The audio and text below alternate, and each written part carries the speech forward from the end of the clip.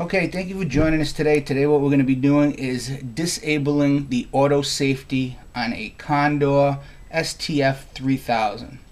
So the first thing we're going to want to do here, make sure the gun is empty. As you can see, got nothing cooking in there. The process itself is relatively easy. Basically, what you're doing is every time you fire this, before you fire this gun, when you cock it and load it, you got to push up on this safety in order for the gun to fire. Right, and then it's inertia driven, so to fire the second round, the impact from the first round is going to set the gun to fire the top barrel. So the first thing that we're going to want to do on this to get rid of that, because it's just a god-awful feature. Why Stoeger would even put that in there is beyond me. But the first thing you're going to want to do is you're going to want to take your stock off. So the Phillips head screwdriver, I actually already started this just to speed this video up a little bit. But you got to have two Phillips head screws on the back here. I'm going to remove that.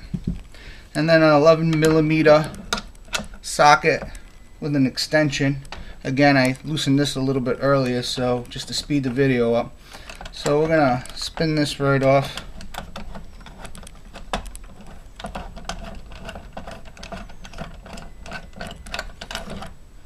Okay, and your stock should just slide right off the back. There we go.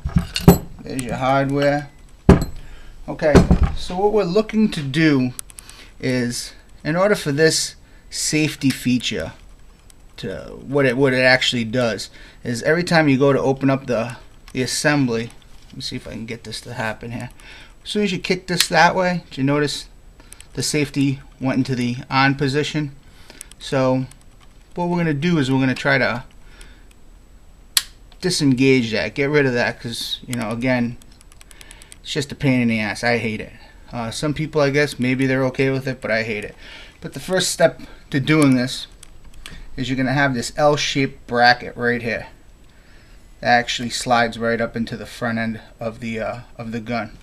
Comes off relatively easy. Just get a pick or something, and you're going to slide this up like that, and it's going to pop right out. That's all it is to taking that out. And then I got these roll pins. I actually bought a set of them. If you're going to be doing any type of home smithing, gunsmithing, these come in relatively handy. Just about every gun that you're going to own is going to have some type of a roll pin somewhere in it. So again, I bought a set. I think it was about $5 or $6 at Harbor Freight.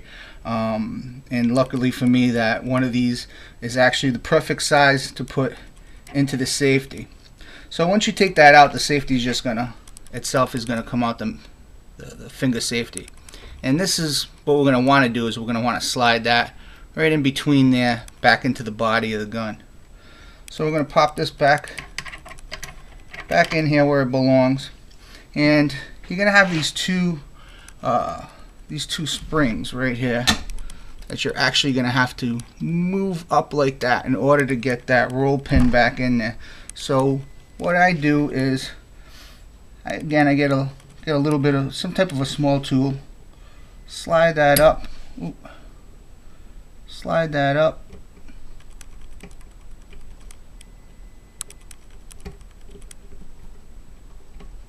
slide that in there, just about halfway with it, because what you're going to need to do is you're going to have to flip the gun over, and on the other side you have that same spring.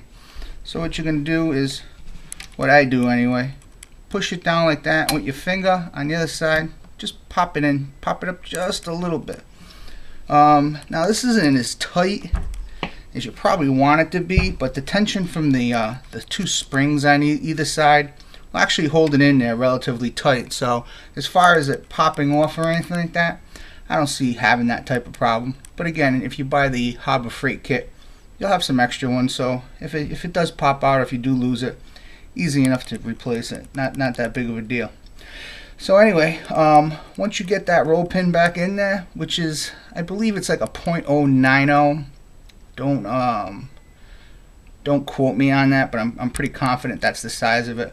So once you get that back in there, basically at this point you're all done.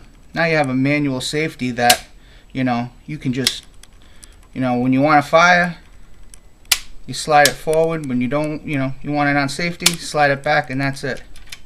It's that simple.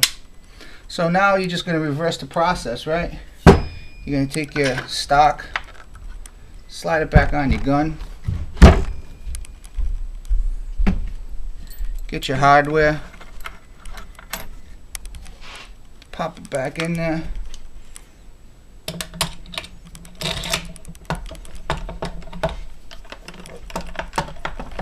tighten that down.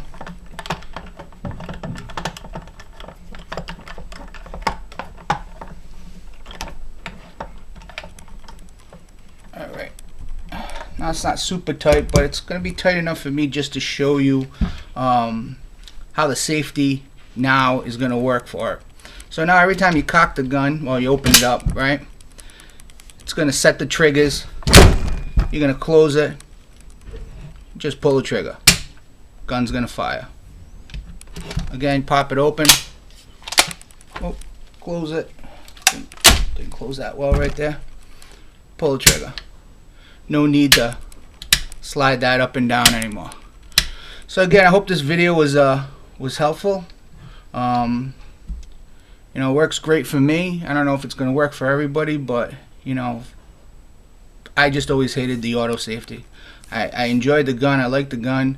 Never had any problems with the gun, but the auto safety, in my opinion, was just god awful.